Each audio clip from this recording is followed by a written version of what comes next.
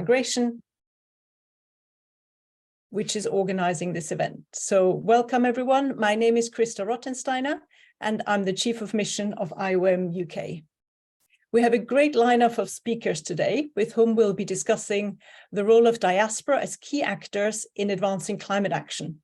In particular, we will be looking at how their connections with the countries and the cities of heritage can be leveraged by cities to facilitate the exchange of best practice and raise ambitions on their climate agendas.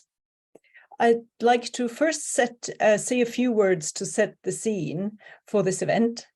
This event, Diaspora for Climate Action, is happening in the context of London Climate Action Week 2003. The London Climate Action Week was founded in 2019 and is one of the world's largest independent climate change events. It brings together a variety of actors, including businesses, politicians, NGOs, and civil society, on a global platform to discuss and create innovative solutions to climate change. There's really a wide array of activities and events that are happening. They're taking place in London, but also virtually from the 24th of June to the 2nd of July. London Climate Action Week positions London at the heart of climate leadership and expertise, and it also provides an inclusive forum where the whole of society can together shape and drive climate action. Climate change is, of course, a top global priority. It requires urgent action and the mobilization of the whole of society. As the United Nations Secretary General highlighted in his opening of the last COP, climate change is the central challenge of our century, and we need all hands on deck for faster, bolder climate action. Diasporas around the world are key actors to be engaged. They're already contributing with time, skills, knowledge, resources, connections, and many, many ideas in both their countries of origin as well as residence. And these contributions already support climate action. They support sustainable development and also humanitarian assistance in disaster-affected areas. Diaspora contributions are well recognized in the development and increasingly also in the humanitarian space, but there is still a lack of frameworks and programs focusing on their potential to advance climate action. At IOM, we're trying to change that and foster diaspora engagement in this area as well. For those of you who don't know us yet, the International Organization for Migration, IOM, is part of the United Nations system, and it is the leading intergovernmental organization promoting humane and orderly migration for the benefit of all. Our 20,000 staff work in over 170 countries and have a strong focus on climate issues. We provide solutions for migrants to stay and adapt to changing environments. We protect them while they move, and we offer support when they want to move as a result of climate change or for other reasons. Engaging with diaspora is a key part of IOM's work. This year, IOM launched an innovative project which aims to give visibility to diasporas as key actors in climate action and create opportunities for collaboration between diaspora, governments, and other key stakeholders in some of the countries that are most affected by climate change: Bangladesh, Ghana, Jamaica, and Albania. This project creates an innovative and inclusive model for advancing climate action, which then we hope can be replicated in other regions. And the project is really exciting. It brings together such a diversity of actors to the table to work on innovative solutions. And in this project and more broadly, cities are key actors, especially those hosting large migrant communities. They have the potential to spearhead innovative and inclusive climate action. And London, of course, hosts one of the largest diaspora communities in the world. London is also at the forefront of the battle to address climate change. London is currently chairing C4 Cities, a global network of nearly 100 mayors of the world's leading cities that are united in action to confront the climate crisis. As chair, London plays a key role in raising ambition around the world and advocating for the role of cities in addressing the climate crisis and for an equitable and just transition. Today, we'll hear examples of diaspora engagement initiatives and opportunities from a variety of cities, not just in the UK, but from around the world. We'll hope that you find the discussion enriching and that you will take part in the questions and answers. I would now like to introduce our moderator, Marta Foresti. Marta is the founder of Lago, a platform connecting creatives, innovators, and policymakers. Before creating Lago, Marta spent most of her career leading research and policy organizations. She was managing and executive director at ODI, a global affairs think tank where she led their portfolios on migration, cities governance, and sustainability. Marta advised the ministerial team at the Italian Treasury, the co-facilitators of the Global Compact for Migration at the UN, and established and led the Save the Children UK Evaluation and Research Unit. She's currently Senior Advisor at the Moleskine Foundation and Senior Visiting Fellow at ODI, where she leads the Africa-Europe Mayors Dialogue, and at the London School of Economics. Marta holds an MA in Philosophy of Science and Logic from La Statale of Milan, and an MSc in Research Methods and Theory of Probability from the London School of Economics. So you can hear that Marta is the perfect moderator for this discussion. So thank you so much, Marta, for being with us today. And I now would like to hand over to you. Thank you. Thank you. Thank you, Krista. And don't worry, I will not get into philosophy of science with you today, although I'm tempted now that I was reminded that's where I'm coming from. Fascinating subject, by the way, but back in the day. Welcome, everyone. Welcome to yet again an online conversation, but this is where we make the most of our ability to connect around the world. I always keep my bike in the background, so it's a reminder that we can get out in the world and go around. And yes, I'm a keen cyclist. I never realized it. You can see it so clearly. Anyway, here we go.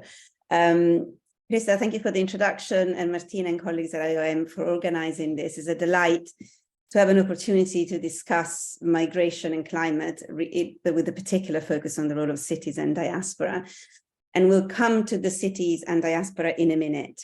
But let me just say a word about climate change and migration, because this really matters to me.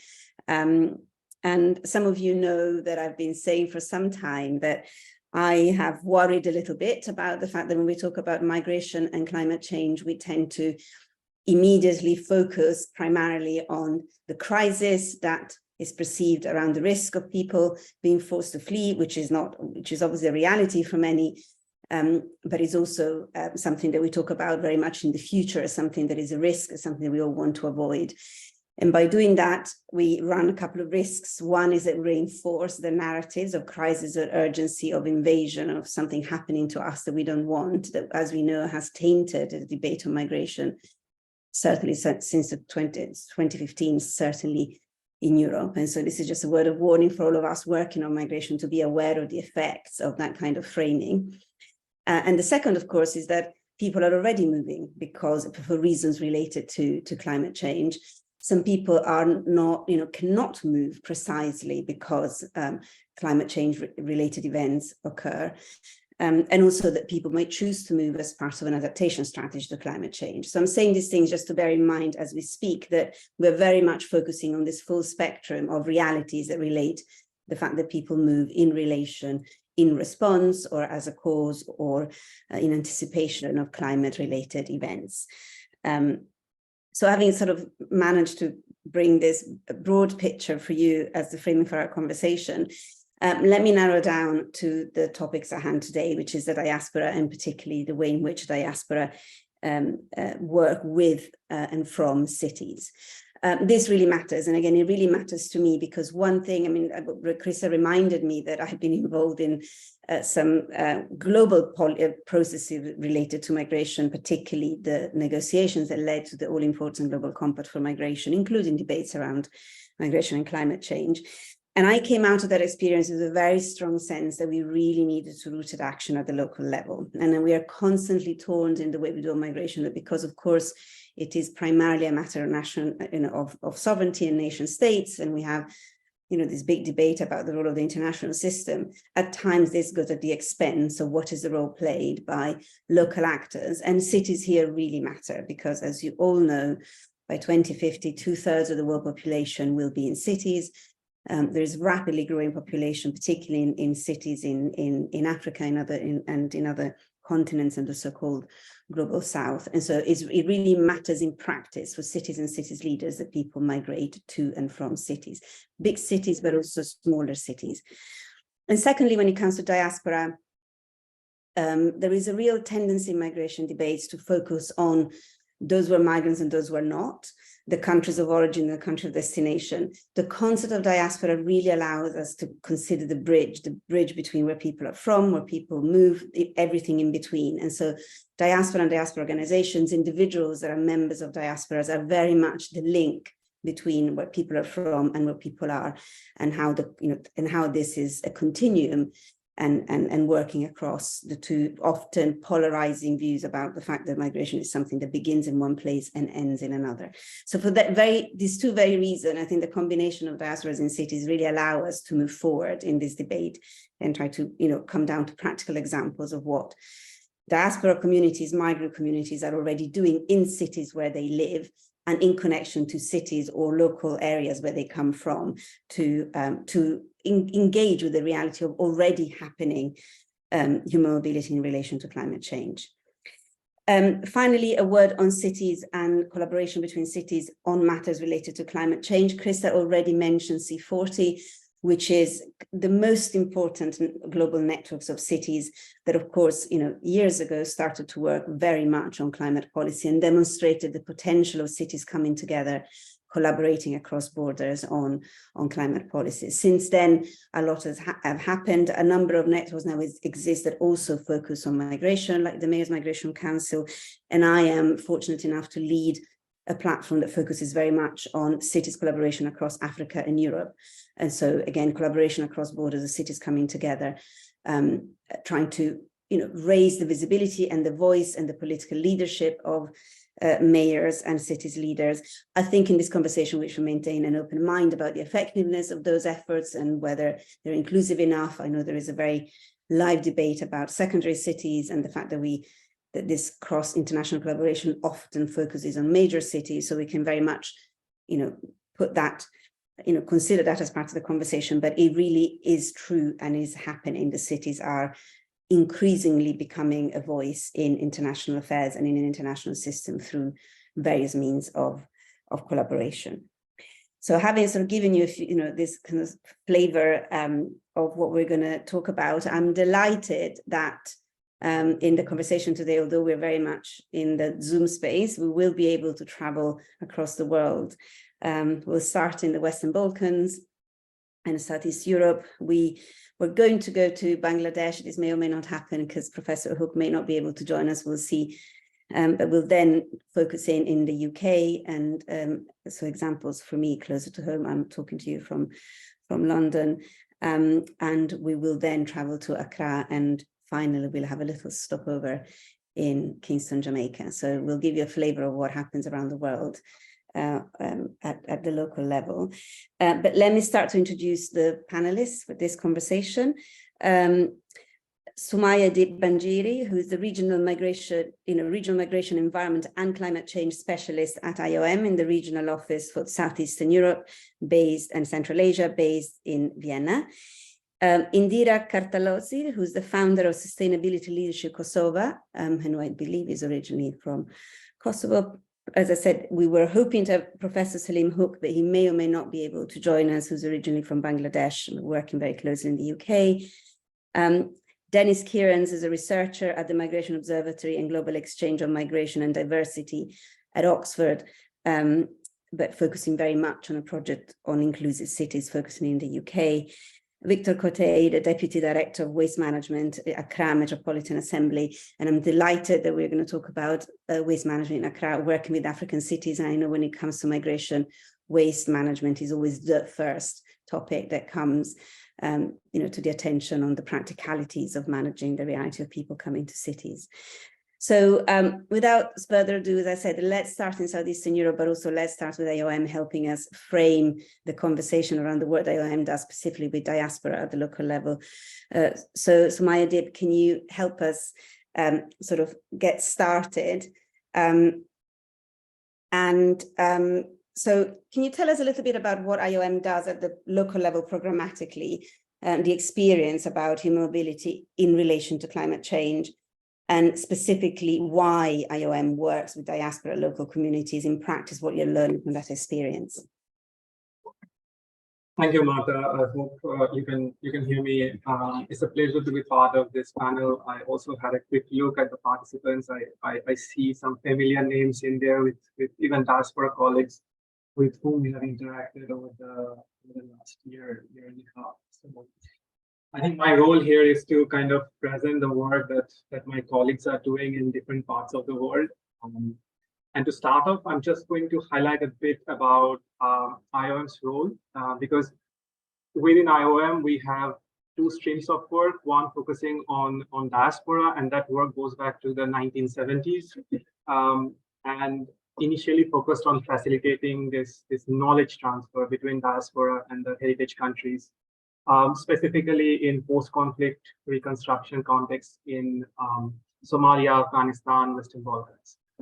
From there, I think the scope and the breadth of IOM's diaspora-related programming has expanded towards leveraging the diaspora contributions towards a variety of development and humanitarian contexts.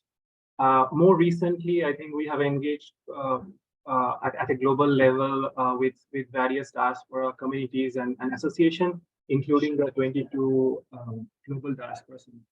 On the other side, IOM also has been engaging on humanitarian action in the context of disasters, as well as climate change. So the humanitarian work goes back to the 90s. The work on engaging with climate policy and climate action goes back to middle of 2000s. The work that we are currently pursuing for the last few years on diaspora and climate action kind of tries to bring together the expertise from these two streams within the house. Moving to your question on why diaspora and why this is important in the context of climate action, a lot of the discussion and deliberation always focuses on the headline messages. Just like you said that within the discussion on migration, environment, and climate change nexus, we tend to focus on the crisis aspect. I think when it comes to diaspora, but also migrants, just the first reason that comes to mind is the financial contribution. It's important. We know that the financial contributions, especially global remittances, were estimated to be around $800 billion in 2022, which was far higher than the value of both ODA and FDI combined. So the financial contributions from the diaspora to their heritage countries remain important.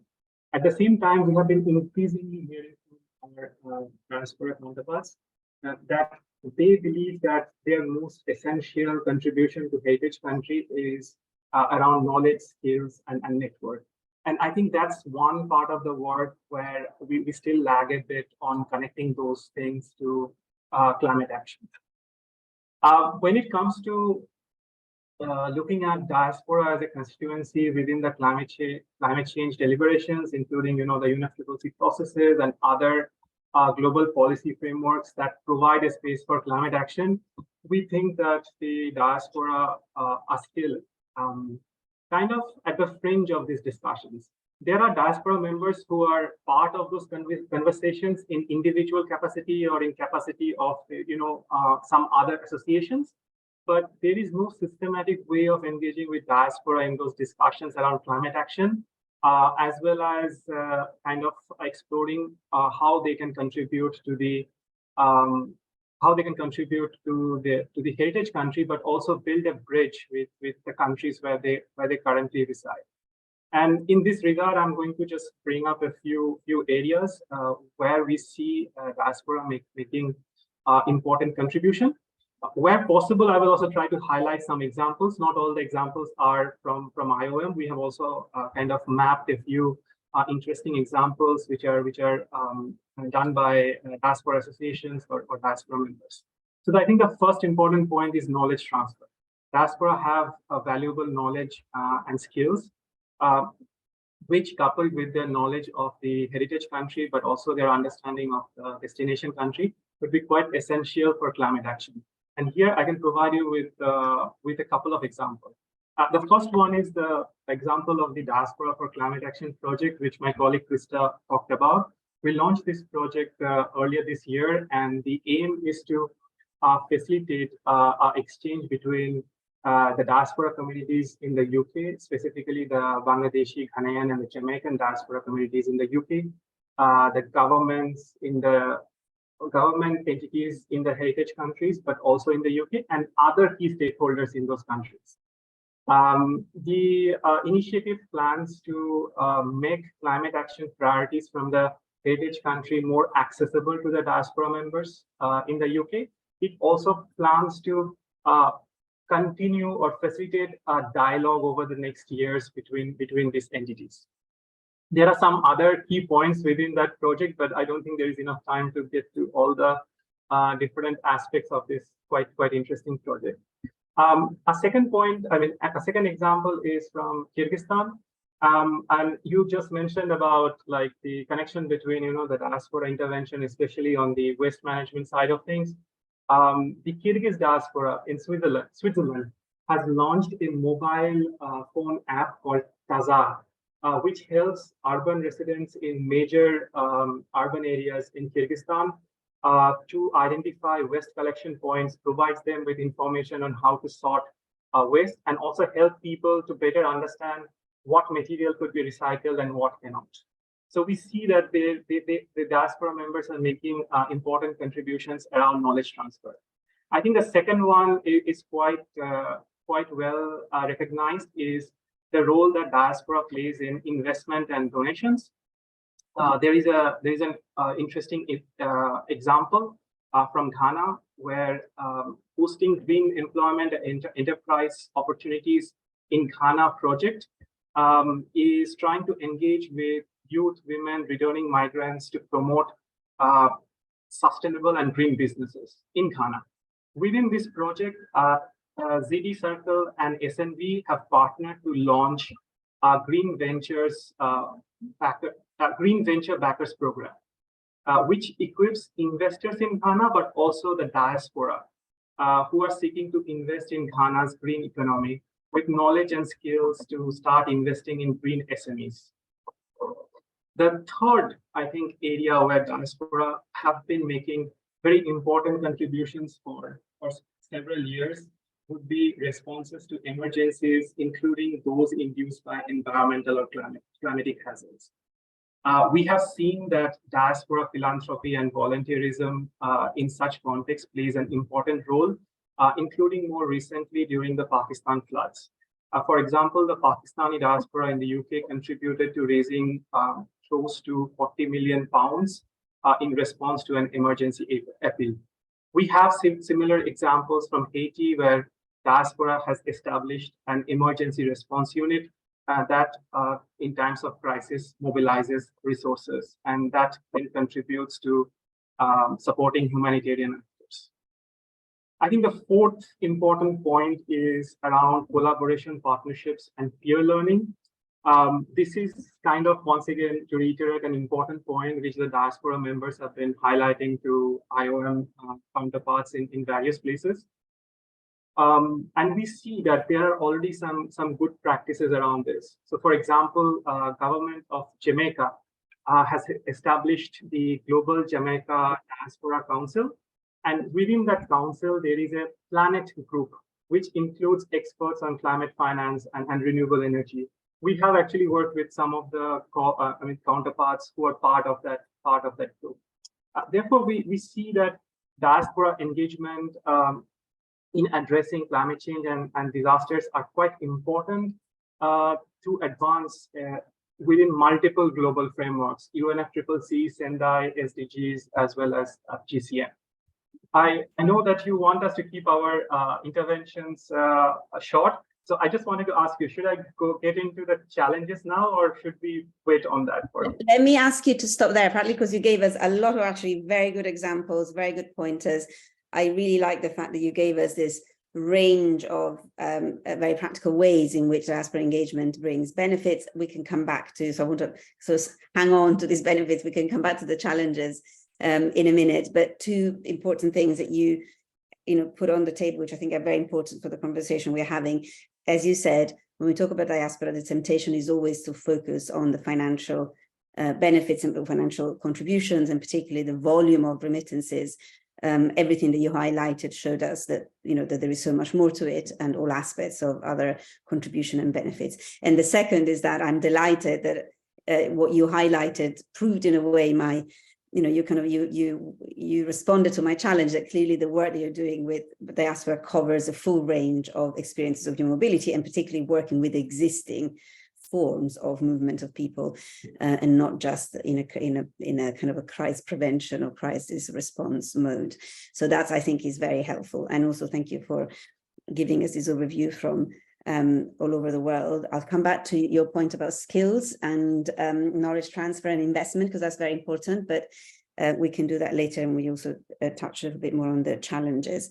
But let me, and thank you also for giving us such a good sort of geographical spread. Let's now narrow in a little bit more geographically. So Indira, from the perspective of a diaspora member, that's how you sort of, you're happy to call yourself, identify yourself. I certainly do. Tell us a little bit about how diasporas are already driving change towards greener future in countries and cities of origin and destination, and specifically some of the work you've done in Kosovo and elsewhere with diaspora groups. Thank you. Yeah, thank you for that. I think Kosovo context is quite strange. Ever since the end of war, 20 years, over 20 years now, we've seen quite a lot of fast and rapid economic improvement. However, all of that without kind of harmonizing these economic development with the natural resources we have, or developments that protect nature and protect societies as well. So being in this area of work for many years, working in the UK, I felt like our role as a diaspora is also contributing through empowering local leadership. And how could we do that? So our sustainability leadership, Kosovo's work, focuses on working through three components, main components, one of which is education. And we have a variety of programs which targets, for example, representatives of different sectors, private sector, empowering the participants' knowledge through helping them as well, applying the knowledge directly into action planning and integrating strategies that would promote sustainability in their organizations.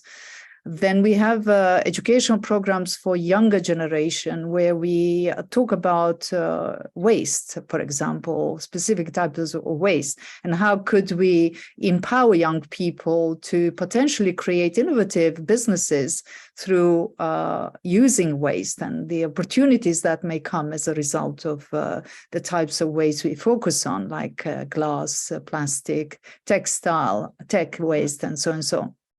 Then we have another program where we completely focus on net neutrality and helping individuals, participants to understand the importance of decarbonization and reaching those goals that align with the global agendas.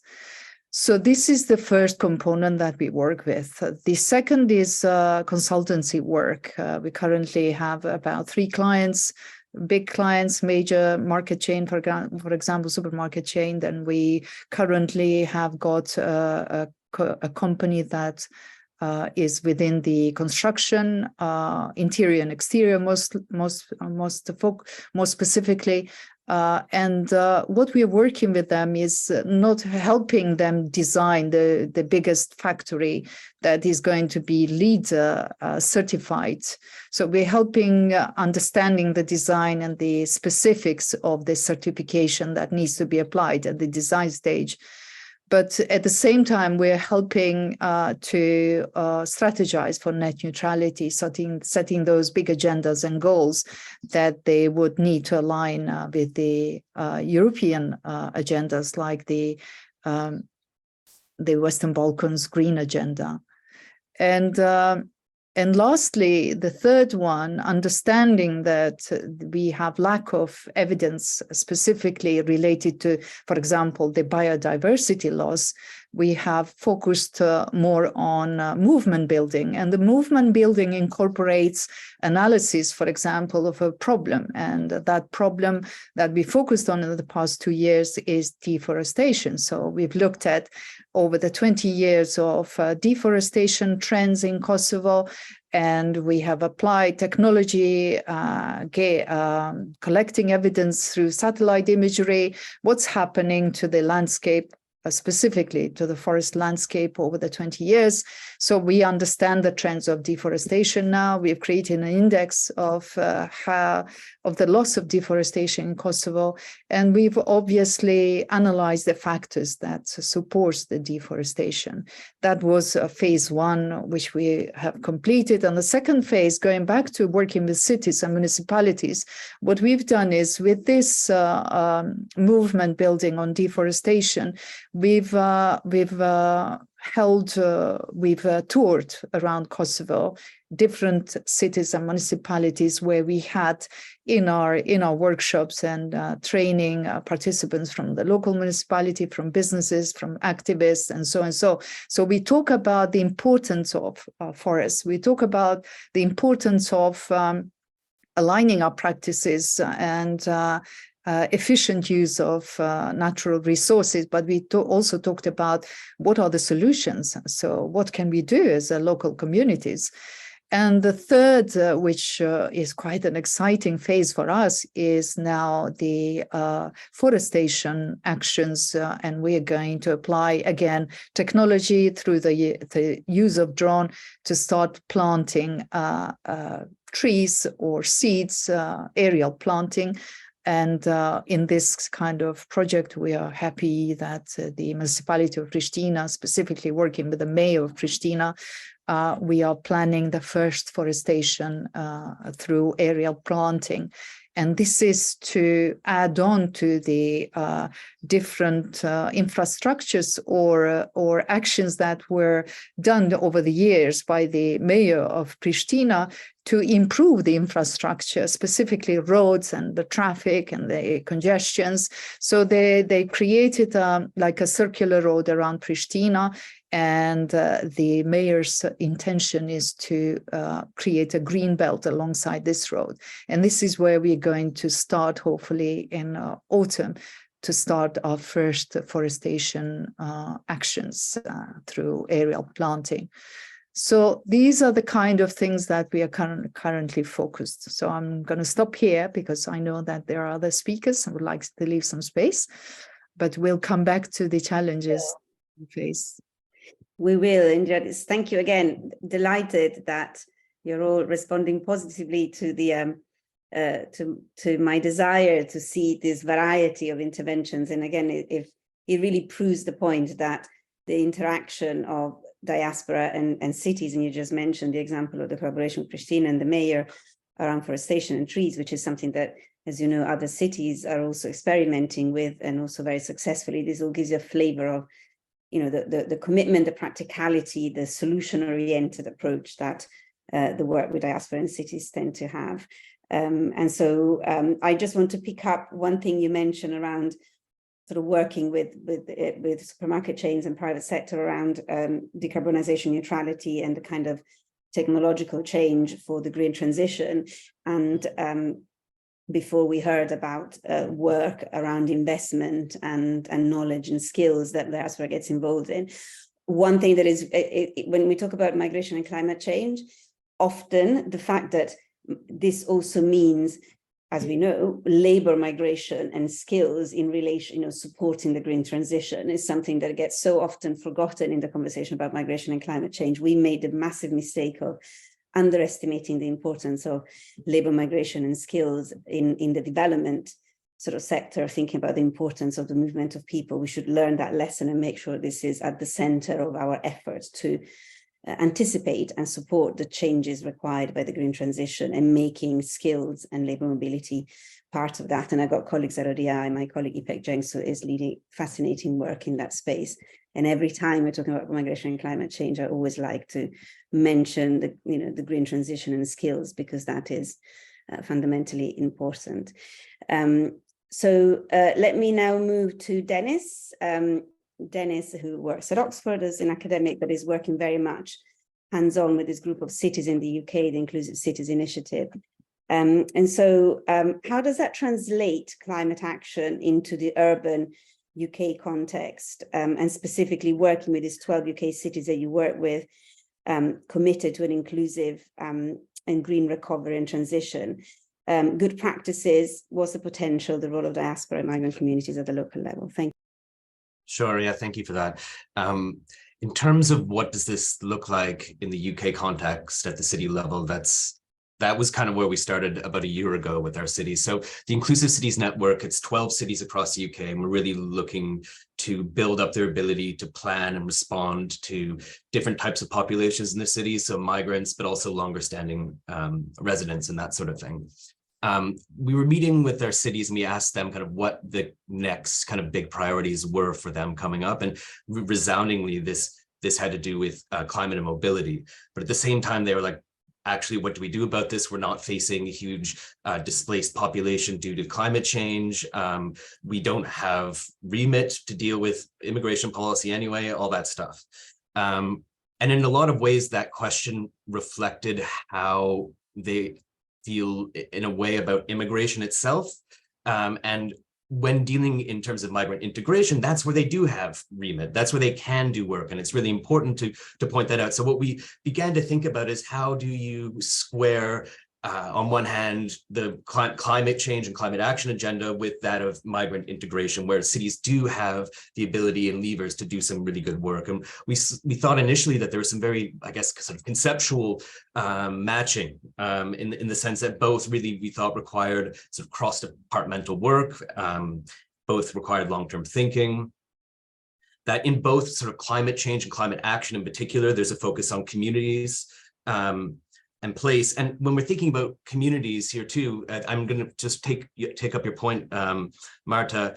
It goes beyond kind of immigration categories in this sense. It's really not about if you've arrived in the last 5 years, or if you're second generation, or even if you're exactly in one place or another. Community can span multiple areas as well. And integration likewise does, and we know that. And again, in terms of overlap, we know that both are foregrounded in an idea of sort of social and economic equality. So with that going forward, we thought about what can cities do and what, in fact, are they already doing in a lot of respects. I'll just bring up one quick example, which is around housing, I suppose you could say, a mixture of housing and labor, both really key areas for integration of migrants, of longer standing residents, both. We know that migrants, and we know that there are a lot of vulnerable populations in the UK that are more likely to live in substandard housing. They're more likely to be in jobs that they're overqualified for. Taken together with the cost of living crisis, we can conceive of projects that cities can themselves harness and work on that involve retrofitting houses, improving insulation, upskilling jobs. And so that's just one area where you actually see the two agendas around climate change and action against it and integration colliding. And really, I guess, perhaps a better word would be mutually reinforcing. So we do think that a focus on integration can really help the climate work that cities are doing already. And we think that a climate lens can actually help to build broader based support for some of the integration programs, because we do know that there is, in fact, fairly broad-based support for climate action on the whole across voting groups in the UK. People generally don't want climate change to get worse and worse. Immigration, on the other hand, can be quite a tricky issue. So this might be also kind of a useful framing. I do have a couple of examples, but I don't want to overextend my time. Would you like me to cut it here? No, give us at least one or two examples from. Sure. I'll just bring up one then, one or two quickly. So in Glasgow, and I guess this is a kind of a reminder that, of course, Glasgow did host the COP26, I guess it was, right? And then yesterday, the UK's Climate Change Committee just said that the UK is no longer a leader in climate change. So just to put that out there. So Glasgow did quite a lot of work in the context of hosting COP. One thing that they were able to do was set up a series of climate cafes. And so basically that was bringing residents from all different communities around the city together to discuss climate change and what the city could do about it, both at a local level in terms of the sort of built environment, but also in terms of advocacy and longer term change. And that's something that we know is great for, social cohesion, bringing different communities together around a reason, around a cause. And then a second one, just to quickly say, has been taking place in Bristol, and it's called the Black and Green Ambassador Program. And that's bringing different people from minority backgrounds into different types of training and sort of, I suppose you could say, giving them the skills and the networks and the resource to become community leaders with a particular focus on climate change and what their local communities can do about it, both in Bristol and potentially, back home if there is one. And that involves action, but it also involves research and them kind of bringing to academics, bringing to the city council, bringing to other policymakers important questions that aren't being, they feel, adequately addressed. Thank you. Thank you, Dennis. And thank you for locating your examples in cities like Glasgow and Bristol. The first thing that comes to mind is how actually important the leadership of some of the mayors that are part of the cities, having worked quite closely with Mayor Rees in Bristol and a little bit with Glasgow in the lead up to COP, as you said, and also on climate financing. We mentioned earlier the mayor of Pristina. Is easy to underestimate how much in this work on cities, how much the leadership of mayors and their team is playing a pivotal role, which is interesting for all of us working on policy, because when I'm finding working with cities that the distance between the policy and the political world is much shorter than at national level, and so you're really able to engage at that level, and including to be realistic about some of the political challenges that you mentioned in relation, for example, to the immigration debate in the UK and many other places, and how the collision or the integration with the climate change agenda offers us an opportunity to actually build it in and create opportunities to engage. You mentioned housing as a sector where these two come together very naturally. You mentioned rightly that it may well be that cities and cities leaders don't have a mandate to dictate migration policies, but they certainly handle the reality of demographic changes in cities. And you're absolutely right that housing always comes up as both a challenge, an opportunity, and a concern that brings together the issues of integration and climate. The next one up is waste and waste management. They're always the two that they often come hand in hand, and so that's a perfect segue to introduce. Is that Victor? I got Mr. here, but it's Victor Cote from Accra, from the Metropolitan Assembly of Accra. What are the strategies and actions that you have in place in Accra in relation to climate action? And in what ways do they engage with the Ghanaian diaspora and contribution, and perhaps also some of the local migrant communities in Accra? And of course, we mentioned Bristol, we mentioned Glasgow and Pristina. Accra is a very proactive city in international networks, including C40, and the mayor as a very loud and active voice. So do bring to us your experience also of this international engagement. I think you're muted, Victor. Sorry about that. Yeah, thank you very much, and good evening from Accra. Yes, as far as involving diasporans in our climate activities is concerned, Accra, I would say, is still in the exploratory stage. However, in the Accra Climate Action Plan, we have 20 priority actions that are aligned in different sectors, in the waste, energy, and then the transport sector, because these are the biggest sources of emission of greenhouse gases as far as Accra is concerned. And then also the strategy that Accra is adopting to achieve its climate targets is to mainstream climate activities and then also climate risk into the development plan of the city. We have a mid-term development plan, and then all departments of the city are supposed to derive their annual action plans from this midterm development plan. So Accra is now mainstreaming climate actions into the development plan of the city. Having said that, the principles, Accra intends to achieve climate actions or targets by embarking on aggressive stakeholder engagement. In fact, the core principles of stakeholder engagement for Accra is inclusivity, participation, and then ownership. And all this is to be done against the backdrop of equity, because all residents of the city or all citizens within Accra have to benefit from climate actions, irrespective of the person's economic or the social status. And then also,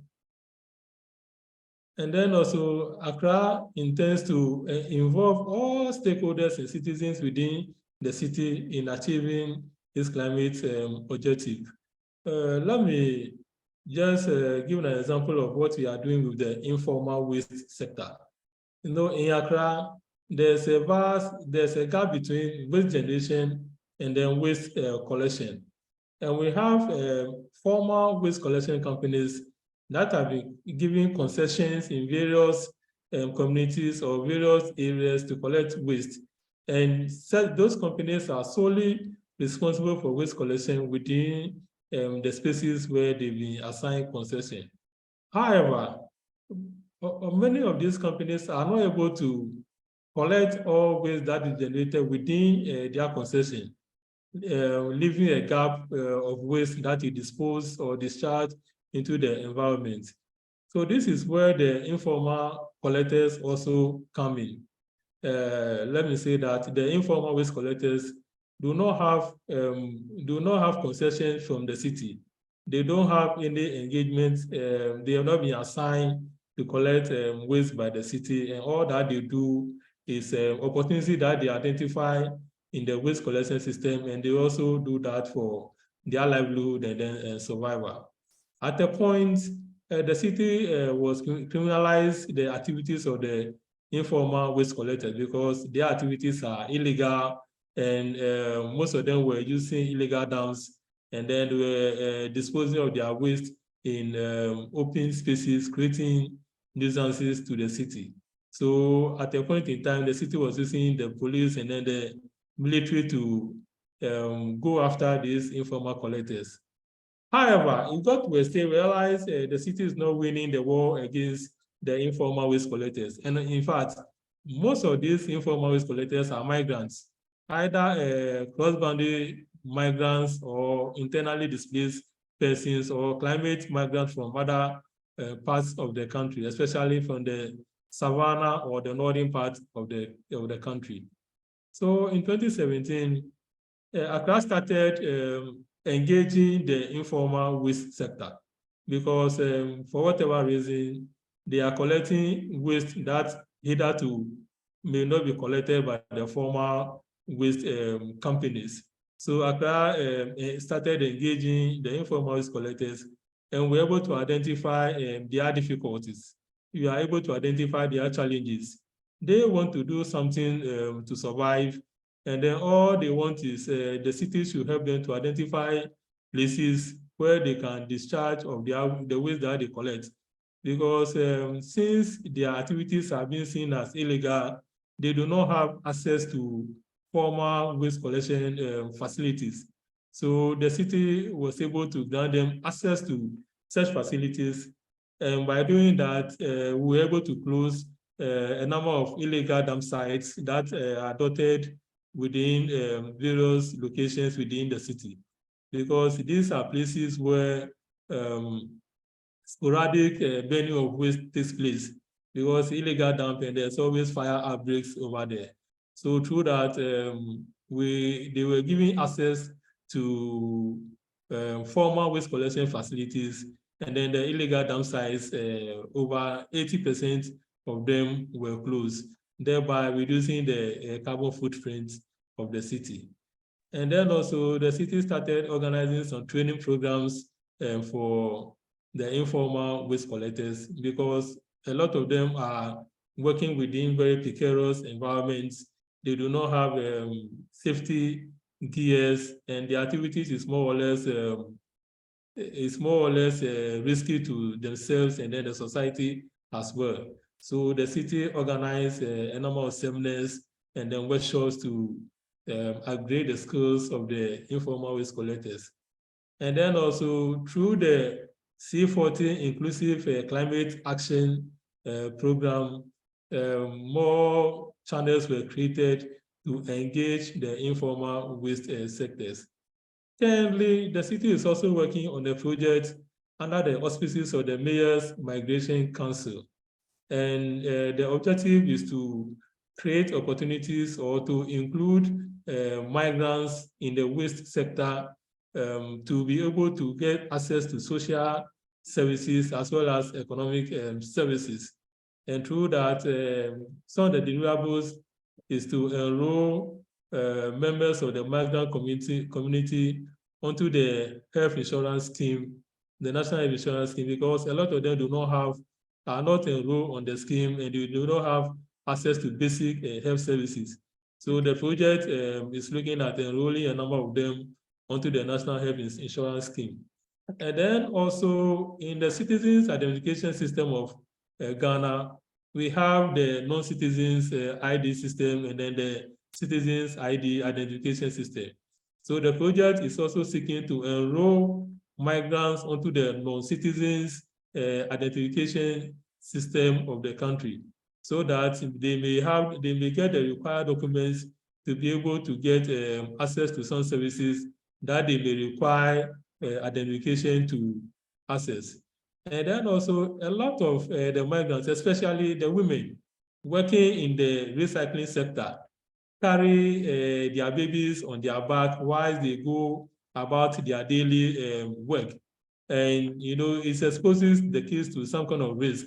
So as part of the program, we are looking at developing a pilot childcare center for the kids of the migrants who are working in the informal recycling sector, so that at the beginning of the day, they will leave their kids at the center, and then caregivers will be engaged to take care of the kids. And the mothers will also be giving education on proper nutrition for their kids.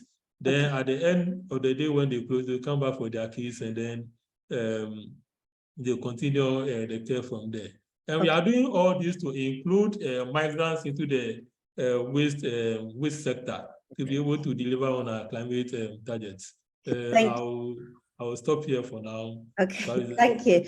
Thank you, Victor. I want to stop you partly because I want to draw a particular connection that very much like we've done with housing in the case of in the UK. Here you can see how waste and waste management is on the one hand dealing with both, you know, the reality of sort of broadening the services as population grow, and so dealing with the migration of people to cities as people that also create waste, but also linked to the informal sector and jobs and migrants being involved as workers and the conditions of that work. And then finally, in view of integration through education and childcare. So how you can see how these projects really allow a series of integrated initiatives at the local level, and where the issue of migration is far less to do with, you know, the identity of people being migrants and their formal or, you know, legal or illegal status, and much more as urban dwellers and residents like everyone else with particular needs and skills, and where, you know, issues of access to services and equal opportunities and equal, you know, and fair treatment in the workplace is what really matters. So I think you've got a really great range of examples of the ways in which diasporas and diaspora interventions really practically engage with the reality of climate change at the city level. I'm keen to come back to all of you with some reflection, both for you to share some of the challenges, but also to share with us your vision of the future, what you want the world to look like. But before I do that, I'd love to go and give an opportunity to those who are following online to intervene. I'm seeing that there is a very lively chat, which is great, because if we were in the real world and we were at a conference, networking would be the thing that we'll all be doing right now.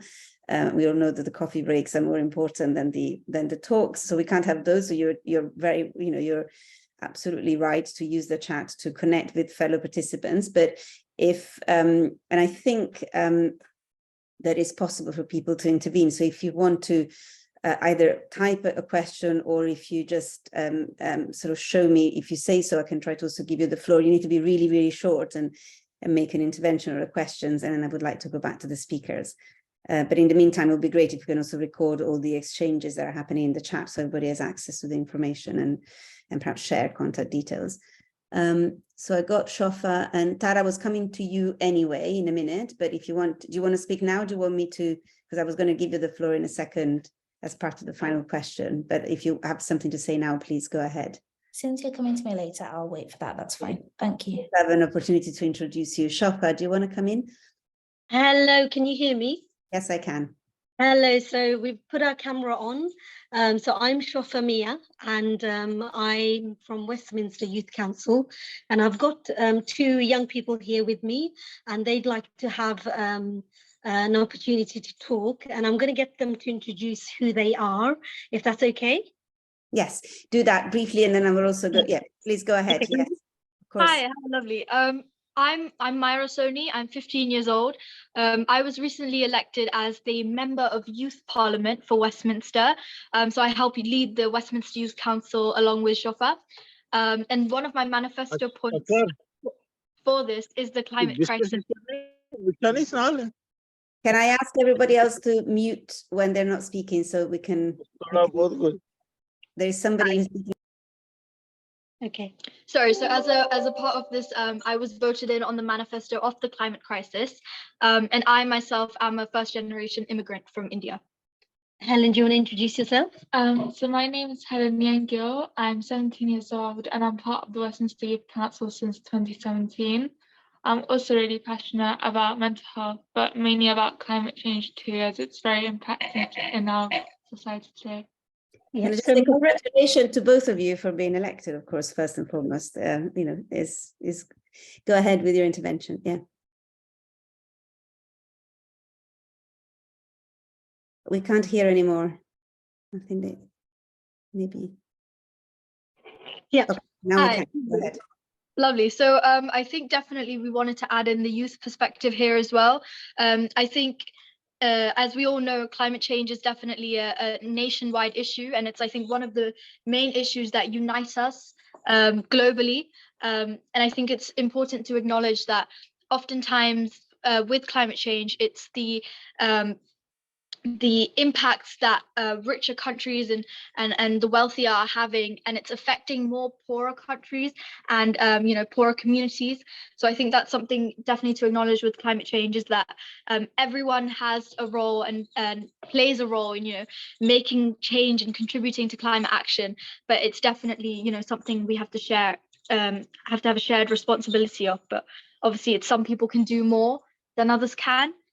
So yes, we definitely wanted to add in the youth perspective in here as well, and say that we as young people are incredibly passionate about climate action and contributing, because as we all know, it's so crucial and there is a deadline. So that's something that we have to act towards. And I think adding in the idea of diasporas and immigrants and migrants and how they impact climate change, and see different perspectives with different global perspectives on climate change is very important.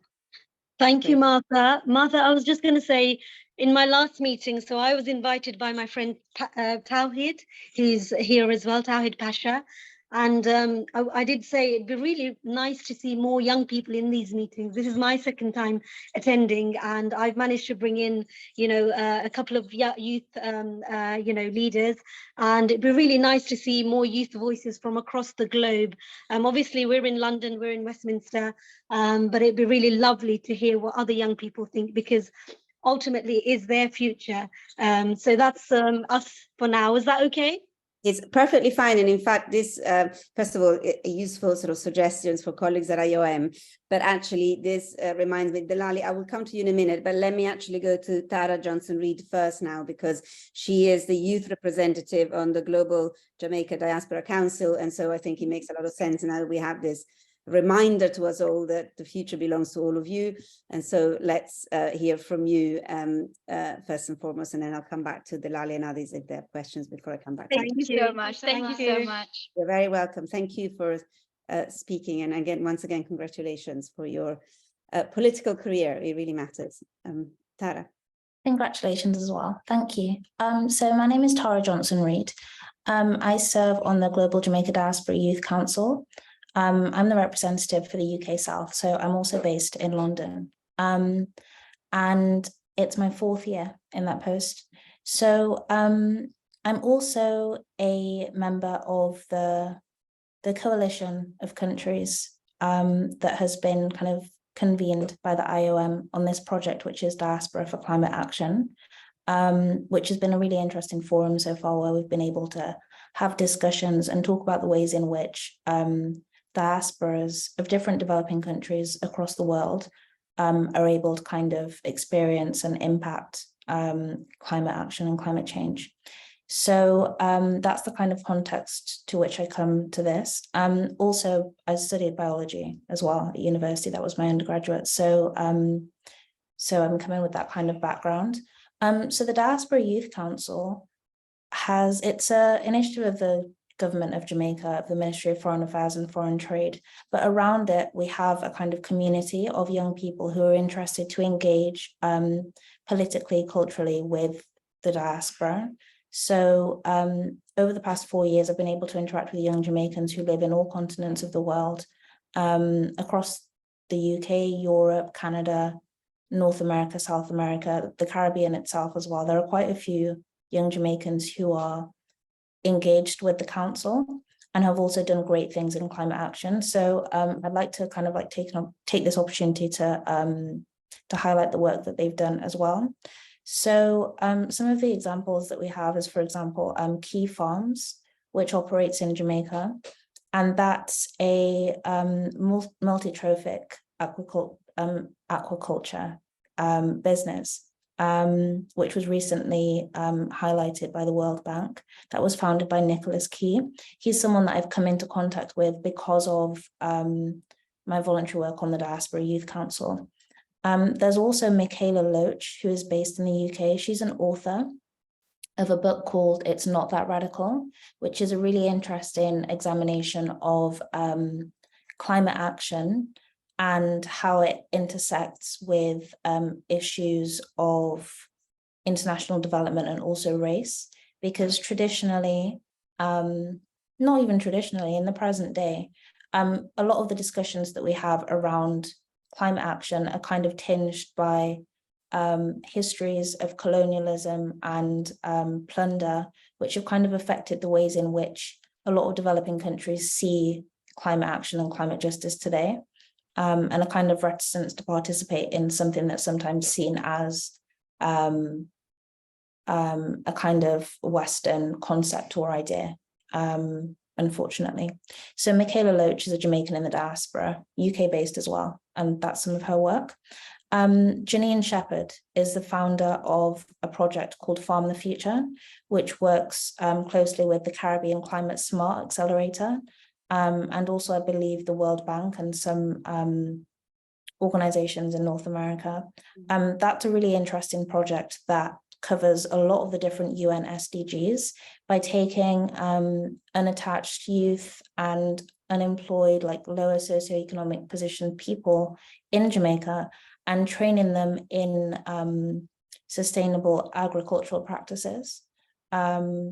So that's a very interesting project that's going on. Again, I've come into contact with all of these people because of my work on the Diaspora Youth Council.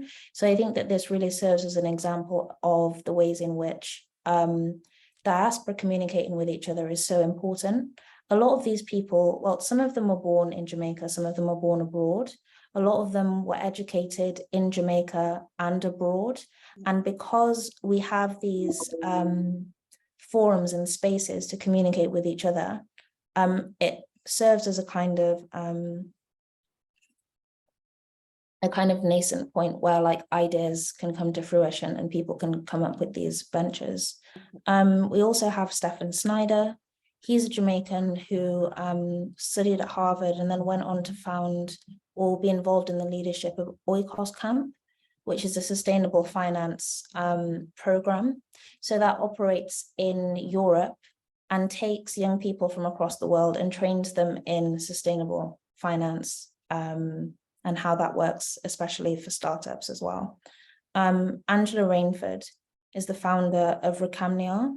Again, she was born in Jamaica, educated in North America, and went on to found the largest solar power plant in the Caribbean, which is in Westmoreland in Jamaica. So I think an issue is that there aren't many forums to discuss this work that goes on. The Caribbean Climate Smart Accelerator is one great place that I've come across where a lot of these issues are being discussed. But I think there's more that we can do as a diaspora with our perspectives and education from across the world to really highlight these projects that are going on. And there's a lot of grassroots work as well, which is not necessarily being picked up by governmental institutions and might not be always the priority of different successive governments.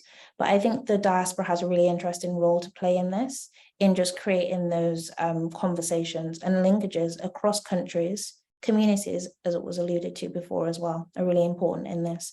I would consider the Global Jamaica Diaspora Youth Council and the people around it to be a community, and our collaboration and discussion with each other is what drives this conversation forward around climate. So my interests are in the built environment, because the diaspora, the way that Jamaicans are, we have an interest in houses and land, and they are something that people really aspire to as ownership of a property, and it's something that's an important part of being a Jamaican. And so a lot of diasporans travel home or relate to home through property and real estate. It's one of the most popular ways to invest and to put money back into Jamaica, aside from remittances, which are $3 billion annually. So I'm really interested in promoting more positive, green, climate appropriate practices in the built environment in Jamaica. Sarah, I realize that was really long, but no, it's fine. It's just that somebody's waiting. So I've asked Delali to wait, and we don't have that long, so I want to make sure I give time to her. Also, in the chat, people suggested, because you shared some very useful examples and name of initiatives. If you have a minute, maybe if you jot down in the chat some of the names of the initiatives you mentioned. There is one other question in the chat that I need to ask, and then first I'll ask Delali. Delali, please be brief if you can and ask a question to the panel. And then if Tara and Helen and the other representative from the youth communities at the end, I'm going to ask a final question to the panel. I would love all of you to also respond to that, but you'll need to be really brief, okay? So Delali first, do you want to come in, and then I'll read out the question in the chat and then I'll come back to the panel. Thank you very much, Martha, and our presenters. Good afternoon to everybody. The comment from Mr. Victor Cote on immigrants involved in waste management in Ghana, I think we should actually look at the immigrants' involvement too, not just the diaspora. In Ghana, waste management was really in the hands of Nigerians and other people from the West African region, because typically Ghanaians would not want to work in that sector. But when they came, before the colonial period, they took interest even in plastic waste management. Before we heard about recycling, they were already collecting plastic bottles and also cans, containers. They go from household to household. And there's a name for that. And they have really done a good job for Ghana. The problem is we were not thinking about South-South migration in the past seriously. Otherwise, some of these immigrants from the West African region have contributed to waste management and in other areas. Thank you very much. Thank you very much, Delali, and Victor, I'm sure we'll come back to you. Before I come back to the panel, there is one question that Margaret Walton Roberts put forward, but on behalf, I think, of Arul Ratinamzor, he also asked, and it's a very specific and interesting question, which is there any advice for the diaspora communities residing in non-democratic UNFCCC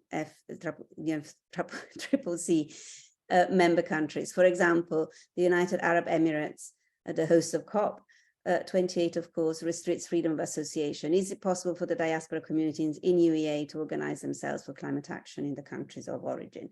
So can I ask the panel to, Victor to pick up the specific question or reflection on Ghana and the role of Nigerian workers, what are West African workers? And then there is this question that any of you are welcome to pick up briefly. And then I'd love to come back to all of you with one final question before we finish in about 15 minutes. Who wants to, shall I go to Victor first, given that there is a specific question to you? Try to be brief in the second round so we can come to the final question too. Yeah, Delali, thanks for your comments and then your insights. Yes, as Delali mentioned, migrants have been involved in waste management and then public cleansing, even during the pre-colonial era, because typically citizens wouldn't want to do some kind of menial jobs within their communities or their jurisdiction. So yes, migrants have been involved in waste management for so many years. However, it was until 2017 that we started engaging those in the informal waste collection sector. Because, they've been buying, as Delali mentioned, they've been going around buying some materials that are reused. For example, bottles that are used for other purposes and some other substances. And then also in buying of scrap metal and some other stuff. However, there are activities in the waste collection sector, which became very vibrant in the last decade and a half, came with a lot of problems because, as I mentioned earlier, they were dumping in open spaces and then using illegal dump sites, which they often set fire because there's no management regime over there. So at the end of the day, they set fire to whatever waste that they dispose at those places. So the city officially started recognizing illegal, the emphasis is on waste collectors, those who move from house to house using motorized tricycles and then smaller irregular collection equipment to do their work. Those are the ones I'm referring to because of their carbon footprints as they go about their activities. So yeah, we are still building capacities and we even want to assign concessions to them on condition that they form cooperatives, and we are facilitating that. Thank you. Thank you very much. I was wondering, I was thinking about who can pick up this question in the UAE, and I was thinking maybe Sumaya Dip, maybe from a perspective of working for IOM also globally, have you got some reflections on engaging with sort of authoritarian countries, and also perhaps overall also how IOM is handling the UAE in preparation of COP28, and then we'll come to all of you for a final question. I realize I'm putting you on the spot on a big question, but I think we need an IOM voice on this.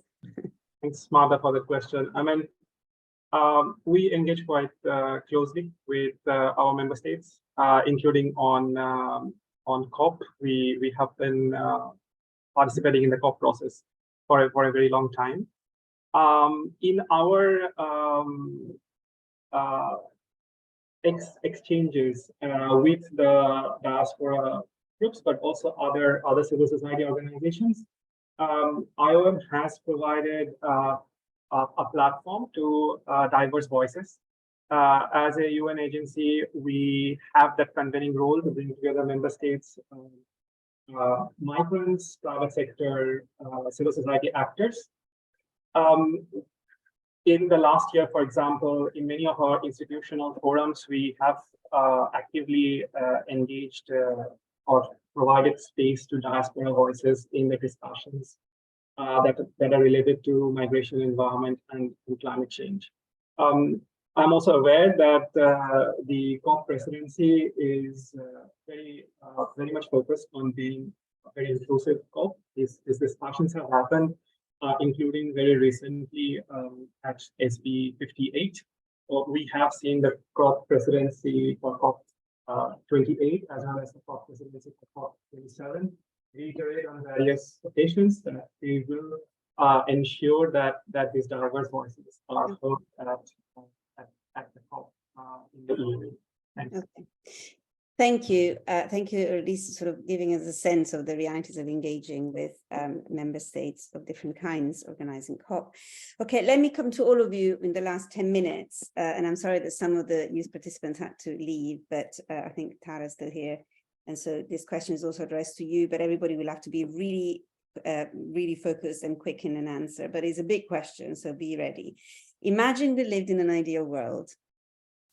And you could make a decision to advance climate action with immediate effect. What would you do specifically in relation to, maximizing the potential of cities, local communities, and diasporas working together? What would be your first action in this direction? Who wants to start? Tara, you want to go first? Be brief, okay? Because I want everybody to have a go, and we get less than 10 minutes left. Go ahead. If I could change the world in one fell swoop, I would probably change the financial markets so that there were indicators that were tied to genuine positive outcomes for the planet, because market forces are very strong. So that's what I would do. Thank you. Very clear. Who wants to go first? Second? Dennis, can I volunteer you? For some reason I thought you wanted to go next. Go Sure. ahead. Yeah, I'm happy to. Mine is, I guess, slightly less ambitious. I would probably change the funding mechanisms in the UK so that when local governments actually want to do a thing, they have funding in place to make sure it's all lined up, that there's a long-term funding mechanism in place, and that they're not jumping from project to project. Great. Let me actually connect those two, because it's true that Tara was ambitious and it's sort of the global market, and you were looking at sort of funding mechanisms at the local level, but actually finding ways in which financing, finance flows sort of reach, people on the ground to make a difference is here the common theme. And, it was interesting to hear in Paris last week, to some extent, also the new director of the bank, there is a little bit more, at least more a conversation on of that needing to change. We're still far from having achieved all of that. Indira, do you want to go next? Since the financial and funding part was covered, I would probably focus in challenging this short-termism of the governments, for example, the vision that they present. And I would focus more on a systemic approach to the problems we face, and how do we integrate solutions that are fit for all and in harmony with legislation and policy. So it's that notion of empowering good ancestry, because my generation, at least, we failed our younger generation. So how could we teach younger generation to become better ancestors, to look at other examples, like, for example, in New Zealand recently, I came across the Waka Papa notion, or the good ancestry notion and philosophy that they have. So this is what I would focus on. How could we empower that notion of good ancestry? That's lovely, and actually a very good connection to what we heard from youth and how they want and are keen and they will take the lead in all of this, and how much sort of ancestry can be a source of knowledge and connection. Let me just say something about this short-termism, because the problem with short-termism in politics is, of course, the incentives are all geared against it, right? Because the political life is short. And this is an interesting connection to cities. When I hosted a conversation with the mayor of Milan not that long ago, and I reflected on the fact that, okay, the Italian political context is particularly volatile, but the mayor of Milan, and actually many mayors that stay in power for maybe a couple of mandates, end up having actually a decent amount of time in power compared to other politicians. And so we've seen actually mayors making a difference in being able, at least to some extent, to take that slightly, if not long, at least a mid-term view, and typically during perhaps a second mandate, being able to pick up challenges that politicians that have a very short time frame cannot do. If I may add also just one point, this is why we focus working on the private sector, because of the long-term opportunities they seek to achieve, especially the financial or commercial values that they want to achieve. So yeah, they're invested in the longer term, you're right. Victor, what would you change? One thing.